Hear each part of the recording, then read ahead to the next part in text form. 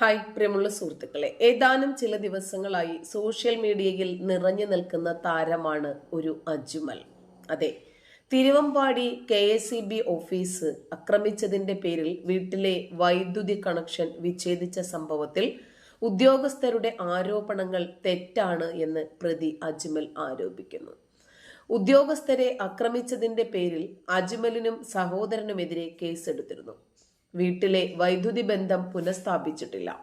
KSEBക്കുണ്ടായ നഷ്ടം നികത്തിയാൽ മാത്രമേ വൈദ്യുതി ബന്ധം പുനഃസ്ഥാപിക്കൂ എന്നാണ് KSEBയുടെ നിലപാട്. അധിക വൈദ്യുതി ബില്ല് വന്നതിന്റെ പേരിൽ ഉദ്യോഗസ്ഥരോട് പ്രതിഷേധിച്ചു. വീട്ടിലുണ്ടായിരുന്ന പഴയ കറിയെടുത്ത് ഞാൻ തലയിൽ ഒഴിച്ചു. വേറെ പറയുന്നതൊക്കെ വ്യാജമാണ്. KSEBക്കാർ സ്വന്തമായിട്ടാണ് ഓഫീസ് തല്ലിപ്പൊളിച്ചത്. KSEB ഡ്രൈവർ ഗ്ലാസ് ഉൾപ്പെടെയുള്ള സാധനങ്ങൾ തകർന്നു. അനിയന് മർദ്ദനമേറ്റു. അജ്മൽ പുറത്തുവിട്ട ശബ്ദ സന്ദേശത്തിൽ അങ്ങനെയാണ് പറയുന്നത്. അജ്മലിന്റെ പിതാവ് റസാഖിന്റെ പേരിലുള്ളതാണ് വൈദ്യുതി കണക്ഷൻ. KSEB പക തീർക്കുകയാണ് എന്ന് റസാഖും ഭാര്യയും ആരോപിക്കുന്നു. മകൻ ചെയ്തു. മകൻ ചെയ്ത തെറ്റിന് വീട്ടിലെ വൈദ്യുതി വിച്ഛേദിച്ചത് എന്തിനാണെന്നും അവർ ചോദിക്കുന്നു. പ്രതിഷേധത്തിനിടയിൽ 64 വയസ്സുകാരനായ റസാഖ് കുഴഞ്ഞു വീണു. ഇദ്ദേഹത്തെ തിരുവമ്പാടിയിലെ സ്വകാര്യ ആശുപത്രിയിൽ പ്രവേശിപ്പിച്ചു. ആരോഗ്യനിലയിൽ പ്രശ്നങ്ങളില്ല. സ്ട്രോക്ക് വന്നയാളാണ്. 8 ഗുളിക ദിവസവും കഴിക്കുന്നുണ്ട്. കറണ്ടില്ല, വെള്ളമില്ല, ഭക്ഷണം പാകം ചെയ്യാൻ കഴിയുന്നില്ല, റസാഖ് പറയുന്നു. 3 ലക്ഷം രൂപയുടെ നഷ്ടമുണ്ടെന്നും പണം കെട്ടിവെച്ചാലേ വൈദ്യുതി പുനഃസ്ഥാപിക്കൂ എന്നുമാണ് KSEB ചെയർമാനും നിലപാടെടുത്തിരിക്കുന്നത്. വൈദ്യുതി മന്ത്രിയും KSEBയുടെ നിലപാടിനെ ശരിവെച്ചു. വൈദ്യുതി ബില്ല് അടയ്ക്കാത്തതിനെ തുടർന്ന് വ്യാഴാഴ്ചയാണ് റസാഖിന്റെ വീട്ടിലെ വൈദ്യുതി ബന്ധം വിച്ഛേദിച്ചത്. ഓൺലൈനായി ബില്ലടച്ച റസാഖിന്റെ മകൻ അജ്മൽ ഉടൻ വൈദ്യുതി പുനഃസ്ഥാപിക്കാൻ ആവശ്യപ്പെട്ടു. എന്നാൽ വെള്ളിയാഴ്ചയാണ് ജീവനക്കാർ വൈദ്യുതി ബന്ധം പുനഃസ്ഥാപിക്കാൻ എത്തിയത്. ഇതുമായി ബന്ധപ്പെട്ട് അജ്മലും ഉദ്യോഗസ്ഥരും തമ്മിൽ തർക്കമുണ്ടായി. സംഭവത്തിൽ KSEB ജീവനക്കാർ പോലീസിൽ പരാതിയും നൽകി. പോലീസ് കേസെടുത്തതിൽ പ്രകോപിതനായ അജ്മൽ ശനിയാഴ്ച രാവിലെ സഹോദരനൊപ്പം KSEB ഓഫീസിലെത്തി ആക്രമണം അഴിച്ചുവിട്ടു എന്നാണ് പരാതി. ഓഫീസിലെ കമ്പ്യൂട്ടറുകളും ഉപകരണങ്ങളും തകർത്ത് ജീവനക്കാരുടെ ദേഹത്ത് ഭക്ഷണ സാധനങ്ങളുടെ മാലിന്യവും ഒഴിച്ചു എന്ന് പരാതിയിൽ പറയുന്നു. അസിസ്റ്റന്റ് എഞ്ചിനീയർ ഉൾപ്പെടെ ചില ജീവനക്കാർക്ക് പരിക്കേറ്റതായും പരാതിയിലുണ്ട്. ആക്രമണത്തിന് പിന്നാലെയാണ് ബോർഡ് ചെയർമാൻ വൈദ്യുതി ബന്ധം വീണ്ടും വിച്ഛേദിക്കാൻ ഉത്തരവിട്ടത്. KSEB ജീവനക്കാരെയോ ഓഫീസോ ആക്രമിക്കില്ല എന്ന് ഉറപ്പു നൽകിയാൽ അജ്മലിന്റെ വീട്ടിലെ വൈദ്യുതി പുനഃസ്ഥാപിക്കുമെന്ന് KSEB ഉറപ്പുവാങ്ങാൻ ഉദ്യോഗസ്ഥരെ അജ്മലിന്റെ വീട്ടിലേക്ക് അയക്കാൻ കോഴിക്കോട് ജില്ലാ കളക്ടറോട് ആവശ്യപ്പെട്ടു എന്നും KSEB ഫേസ്ബുക്ക് കുറിപ്പിൽ അറിയിക്കുന്നു.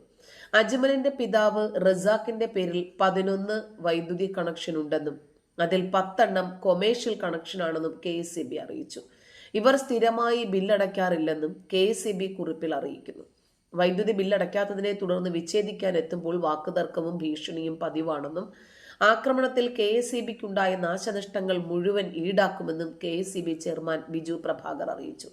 ഇപ്പോൾ നടത്തിയ ആക്രമണത്തിൽ നിയമ നടപടികളുമായി മുന്നോട്ടു പോകുകയും ഇനി ആക്രമിക്കില്ല എന്ന് ഉറപ്പ് ലഭിച്ചാൽ കണക്ഷൻ ഇന്ന് തന്നെ നൽകാൻ തയ്യാറാണെന്നും KSEB പറഞ്ഞു. ഇതേസമയം KSEBക്കെതിരായ പരാതിയിൽ അജ്മലിന്റെ ഉമ്മയുടെ മൊഴി പോലീസ് രേഖപ്പെടുത്തി. കോഴിക്കോട് തിരുവമ്പാടിയിൽ KSEB ഓഫീസ് ആക്രമിച്ച കേസിലെ പ്രതിയുടെ വീട്ടിലെ ഫ്യൂസ് ഊരിയ KSEB നടപടിയെ ന്യായീകരിച്ച് നേരത്തെ തന്നെ വൈദ്യുതി മന്ത്രി K കൃഷ്ണൻകുട്ടിയും രംഗത്ത് വന്നിരുന്നു. ഓഫീസിൽ കയറി ജീവനക്കാരെ ആക്രമിച്ചത് തെറ്റാണ്. കണക്ഷൻ കൊടുത്ത ശേഷമാണ് ആക്രമണം നടത്തിയത്. ഫ്യൂസ് ഊരിയത് KSEBയുടെ പ്രതികാര നടപടിയല്ല. ജീവനക്കാരെ സംരക്ഷിക്കാനാണ് MD അത്തരമൊരു നടപടിയെടുത്തത്. ഇനി ആക്രമിക്കില്ല എന്ന് ഉറപ്പു നിന്നാൽ വൈദ്യുതി ബന്ധം പുനഃസ്ഥാപിക്കുമെന്നും മന്ത്രി പറഞ്ഞു. KSEBക്ക് വൈദ്യുതി വിച്ഛേദിക്കാനുള്ള അധികാരമുണ്ട്. ബില്ല് അടയ്ക്കാതിരുന്നാൽ വൈദ്യുതി ബന്ധം വിച്ഛേദിക്കും. അതിന് ജീവനക്കാരനെ മർദ്ദിക്കുകയും ഓഫീസിൽ കയറി വലിയ ആക്രമം കാണിക്കുകയും ചെയ്തു. അതുകൊണ്ട് ചെയ്തത് ശരിയാണ് എന്നല്ലേ തോന്നൂ. ഇനി MD പറഞ്ഞിട്ട് കണക്ഷൻ കൊടുക്കാൻ പോയാൽ ആക്രമിക്കില്ല എന്ന് ആരാണ് ഉറപ്പു തരിക? അതുകൊണ്ടാണ് അങ്ങനെയൊരു തീരുമാനമെടുത്തത്. വീട്ടിൽ വൈദ്യുതി പുനഃസ്ഥാപിക്കും. വൈദ്യുതി ബോർഡ് ചെയർമാനുമായി സംസാരിച്ചിട്ടുണ്ട്. ഉദ്യോഗസ്ഥർക്ക് സുരക്ഷ നൽകാമെന്നും പോലീസ് ഉറപ്പു നൽകിയിട്ടുണ്ടെന്നും മന്ത്രി പറഞ്ഞു. അതേസമയം ഫ്യൂസ് ഊരിയ സംഭവം ദൗർഭാഗ്യകരമാണ് എന്ന് മന്ത്രി AK ശശീന്ദ്രൻ പറഞ്ഞു. വിഷയത്തിൽ ഉചിതമായ തീരുമാനമെടുക്കാൻ വൈദ്യുതി വകുപ്പ് മന്ത്രി പ്രാപ്തനാണ്. പൊതു താൽപര്യം മുൻനിർത്തി ഉചിതമായ തീരുമാനമെടുക്കുമെന്നും എ ശശീന്ദ്രൻ പറഞ്ഞു. KSEB ജീവനക്കാർക്കെതിരെ അജ്മലിന്റെ മാതാവ് മറിയം രംഗത്തെത്തി. ജീവനക്കാരാണ് മക്കളെ ആക്രമിച്ചത് എന്ന് മറിയം പറഞ്ഞു. ഓഫീസിലെ ഉപകരണങ്ങൾ തല്ലിത്തകർത്തത് ജീവനക്കാർ തന്നെയാണെന്നും അവർ പറഞ്ഞു.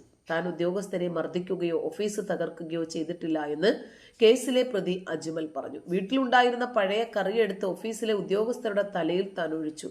മറ്റുള്ള ആരോപണങ്ങളെല്ലാം തെറ്റാണ് എന്നും അജ്മൽ പറഞ്ഞു.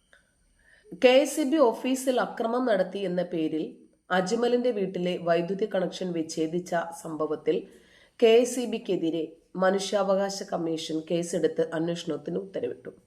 KSEB എക്സിക്യൂട്ടീവ് എഞ്ചിനീയർ പരാതി പരിശോധിച്ച് 7 ദിവസത്തിനകം റിപ്പോർട്ട് സമർപ്പിക്കണമെന്ന് കമ്മീഷൻ ആക്ടിംഗ് ചെയർമാൻ പേഴ്സണലും അതുപോലെ ജുഡീഷ്യൽ അംഗവുമായ K ബൈജുനാഥ് ആവശ്യപ്പെട്ടിട്ടുണ്ട്.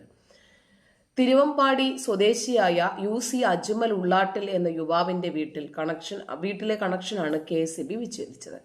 ഇതിനെതിരെ സെക്ഷൻ ഓഫീസിൽ പ്രതിഷേധിക്കാൻ എത്തിയ യുവാവിന്റെ പ്രായമായ പിതാവ് ഹൃദ്രോഗബാധിതനായി ആശുപത്രിയിലാണ്. KSEB MDയുടെ നിർദ്ദേശപ്രകാരമാണ് കണക്ഷൻ വിച്ഛേദിച്ചത് എന്നാണ് വാർത്തകൾ. അജ്മലിന്റെ വീട്ടിലുള്ള ബില്ല് ഓൺലൈനായി അടച്ചെങ്കിലും കണക്ഷൻ വിച്ഛേദിച്ചു എന്നാണ് പരാതി.